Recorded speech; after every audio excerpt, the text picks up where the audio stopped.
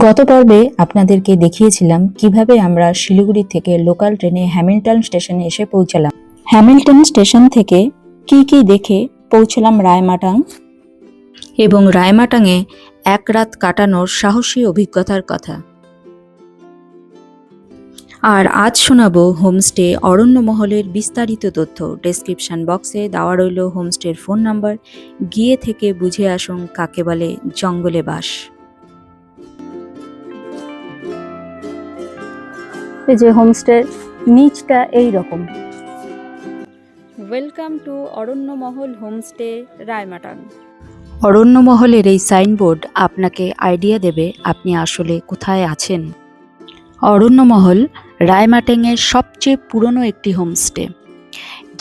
যেহেতু এটি একটি সিরিজ, তাই অনুরোধ করব যারা আগের পর্বটি দেখোনি তারা একবার আগের পর্বটি গিয়ে কাইন্ডলি দেখে এসো, তাহলে এই পর্বের সাথে আরও ভালোভাবে কানেক্ট করতে পারবে।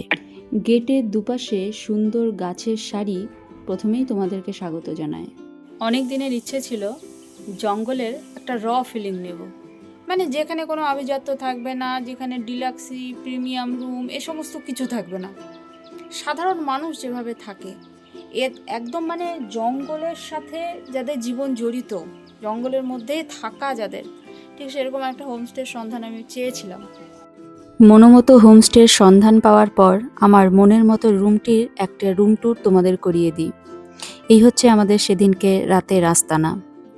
এর থেকেও বেশি ইম্পর্ট্যান্ট বাথরুম বারান্দাটা দেখানো। এই জায়গাটা ভীষণ আকর্ষণীয়। এই যে এরকম হচ্ছে ওয়াশরুমের বারান্দা, কোথাও দেখেছেন ওয়াশরুমের বারান্দা? এই দেখুন, আর চারিদিকের পরিবেশটা দেখুন। এই রুমটায় মোটামুটি দুটো বেড আছে, 3 থেকে 4 জন হয়ে যাবে এই রুমটায়, 3 থেকে 4 জন হয়ে যাবে।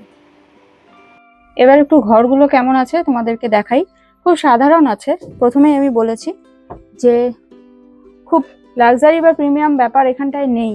এখানে যারা র ফিলিং শুধু নিজের সাথে কাটানো। এখানে কিন্তু ওয়াইফাই নেই, এমনকি ফোন করার মতো নেটওয়ার্ক পেতে গেলেও গেটটার কাছে যেতে হবে, এরকম ব্যাপার।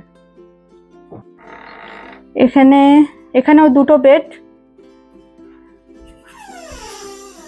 ছোট্ট করে আয়না, আর এদিকে ওয়াশরুম।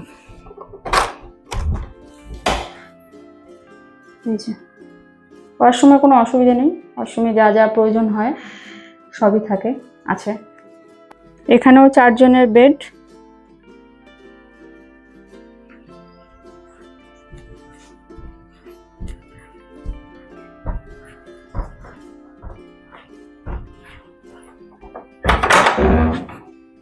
অনেক বড় বাথরুম, অনেক বড়। একবার পুরো ঘরটা দেখাই। কাঠের, কিন্তু পুরো কাঠের প্ল্যাঙ্কিং করা, পুরো কাঠের। সামনেটায় আছে পার্কিং এর অনেকটা জায়গা এবং বনফায়ারও আপনারা এখানে করতে পারবেন।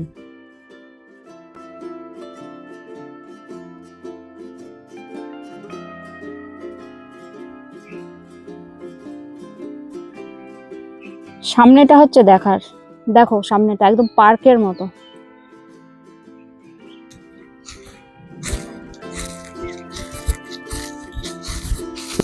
শুকনো পাতার মরমরানি, চারিদিকে ঝরে পড়া বাদামি পাতাগুলো আমাকে মনে করিয়ে দিল আসছে নতুন ঋতু। গাছের তলায় বসে একটু জিরিয়ে নিতে পারেন। টুপটাপ উপর থেকে শুকনো পাতাগুলি গায়ে পড়ে মাঝে মধ্যে বন্ধুত্ব করারও চেষ্টা করবে আপনার সাথে। এরকম সুন্দর পাতা ঝরার মরশুমে কি অপূর্ব জায়গা, কি অপূর্ব জায়গা। মানে এই যে আমার থাকার ঘর আর এই যে আমি এখানে, তাতেই আমার একটা গা ছমছমে অনুভূতি আপনি সবসময় অনুভব করতে পারবেন। ফিলিংটা প্রত্যেকের পাওয়া দরকার, প্রত্যেকের পাওয়া দরকার। এত ভালো লাগছে না এসে, দারুণ লাগছে, দারুণ, জাস্ট ছিটকে গেছি। আমি আছি ওই যে ইয়েটা দেখা যাচ্ছে, ওই ওয়াশরুম বারান্দা ওইখান, আর ওই যে ঘরটায় আছি আমি, আর এই যে ফরেস্ট। প্রতিদিন হাতি আসে এখানে, প্রতিদিন। এই যে হোমস্টে নিচটা এই রকম, হাতি বা কোনো বন্য প্রাণ থেকে রক্ষা পাওয়ার জন্য বসবাসটা ওপরে। ওদের রান্নাঘরটাও সব নিচে আছে, খাওয়া থাকা ওপরে।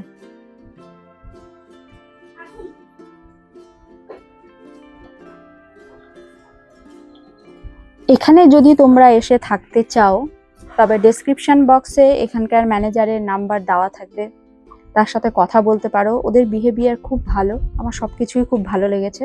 আমি বারে বারেই বলবো র ফিলিংস নাও, জঙ্গলের যে র ফিলিংসটা সেটা নাও।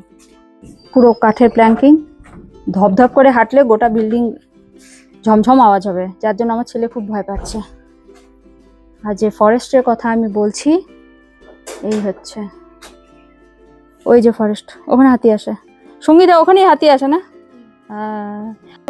সঙ্গীতা হচ্ছে এখানকার অল ইন ওয়ান, ঠিক আছে, ভীষণ ভালো মেয়ে। আর ম্যানেজারের সাথে আমার পরে কথা হবে, পুষ্পারাজের সাথে। এই যে চিতাবাঘ কি করে আসলো এখানে? কি চিতাবাঘ হয় নাকি, আসে নাকি? বাবা, তো সাংঘাতিক। মানে তুমি দেখেছো এইখানটায় আসতে, দেখেছো? হ্যাঁ হ্যাঁ, খেয়ে গেছে এখান থেকে।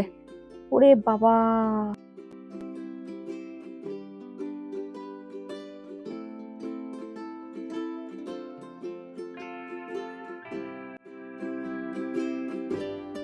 এটা ওদের ডাইনিং এরিয়া, আবার আড্ডা জোনও বলতে পারো। দুটো বড় বড় টেবিল এবং বেশ কিছু চেয়ার এখানে আছে। খাওয়া দাওয়া সাথে গান বাজনা চলতেই পারে এবং এই এরিয়াটির চারপাশ একদম খোলা। হাতি যখন আসে তখন কিন্তু এখান থেকেই দেখা যায়।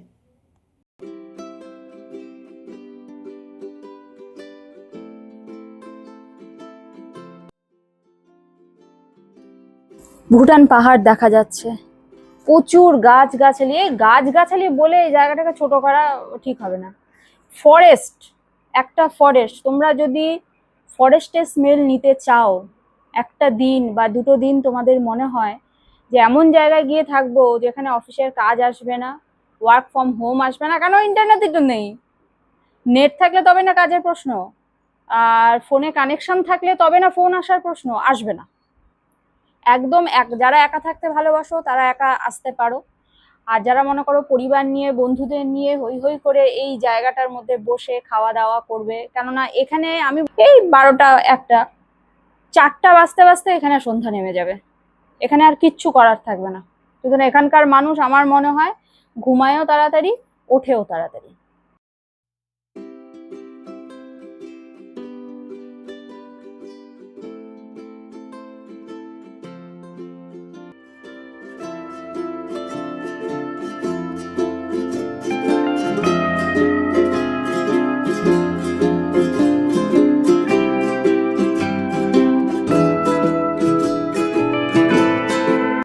লম্বা বারান্দার একটা পাশে পরপর 3টি রুম আছে এবং চারিদিকে বসার প্রচুর জায়গা আছে।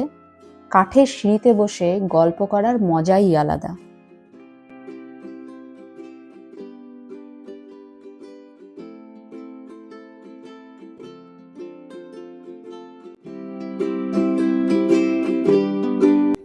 ফটোগ্রাফি ভিডিওগ্রাফি করার জন্য অরণ্যমহল হোমস্টে আপনার কাছে একটি আদর্শ জায়গা, এটি আমি হলফ করে বলতেই পারি।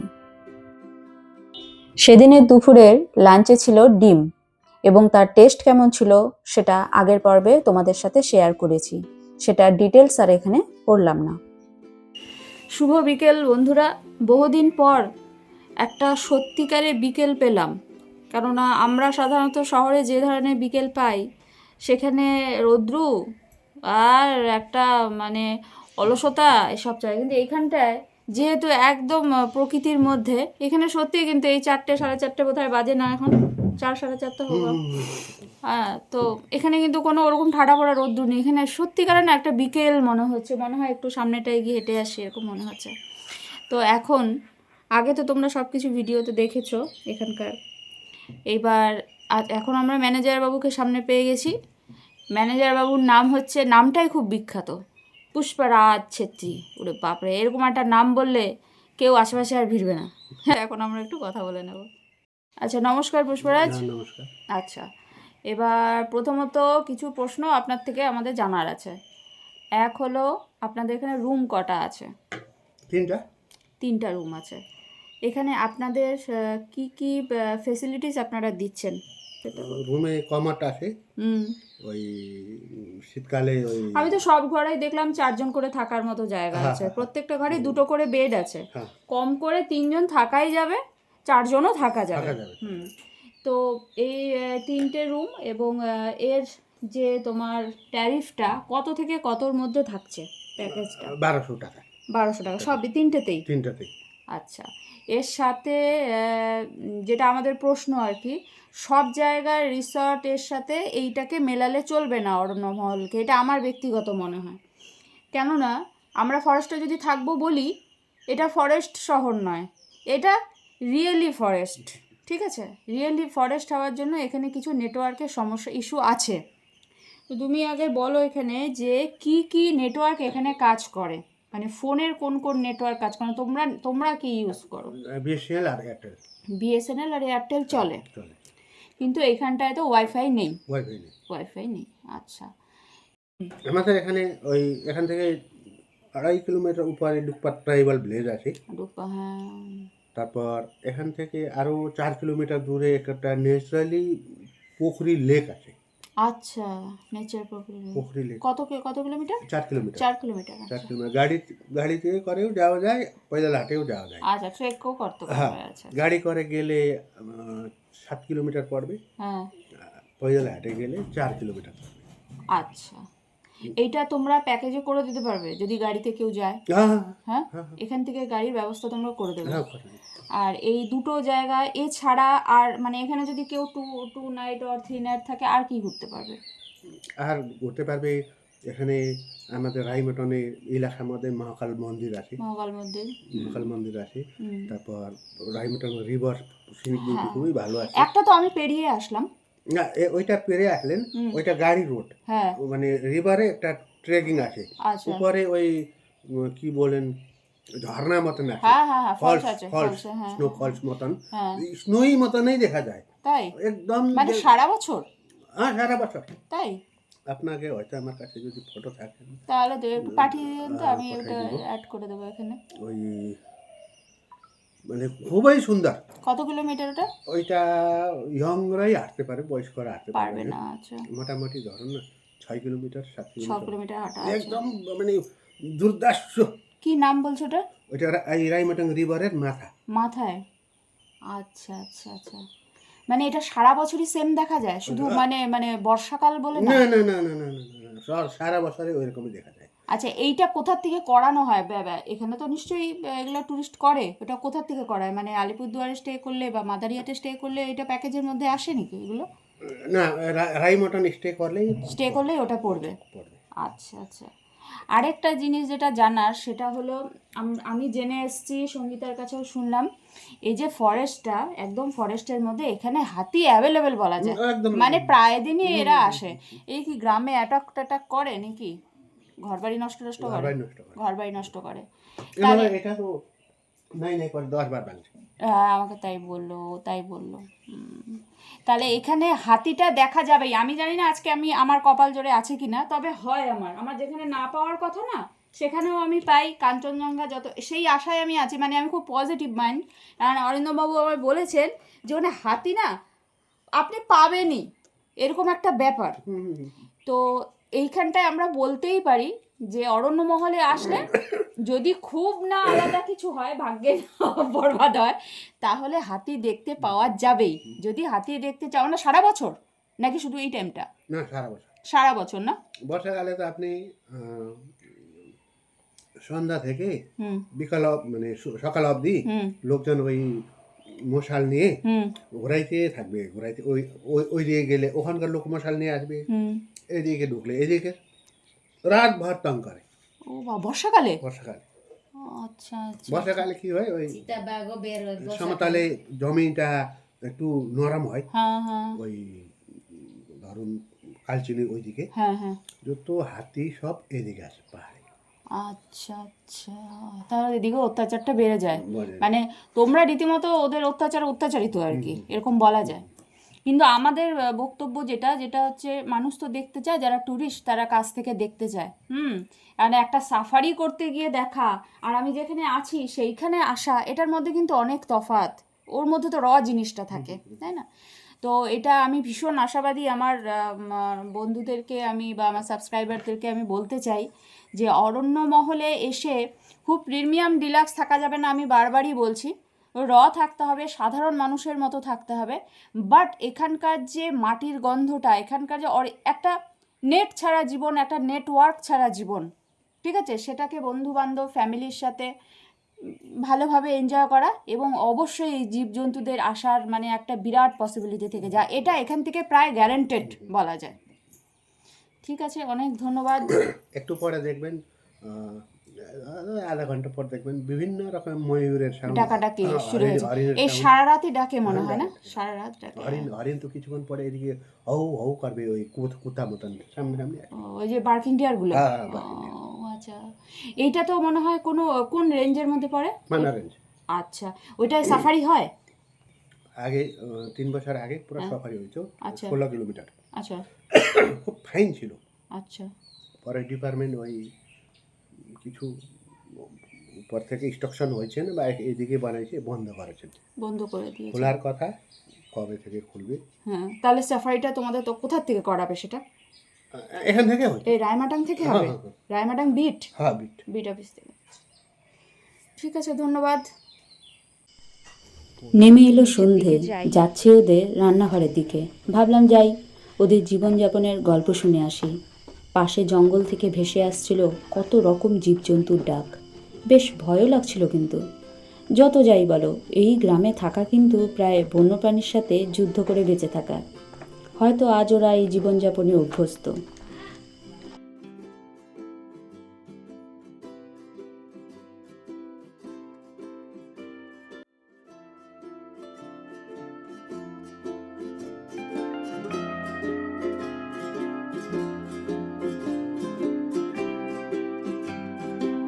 ঘণ্টাখানেক কাটলো পুষ্পরাজের সাথে ওর বিভিন্ন অভিজ্ঞতা গল্প শুনে।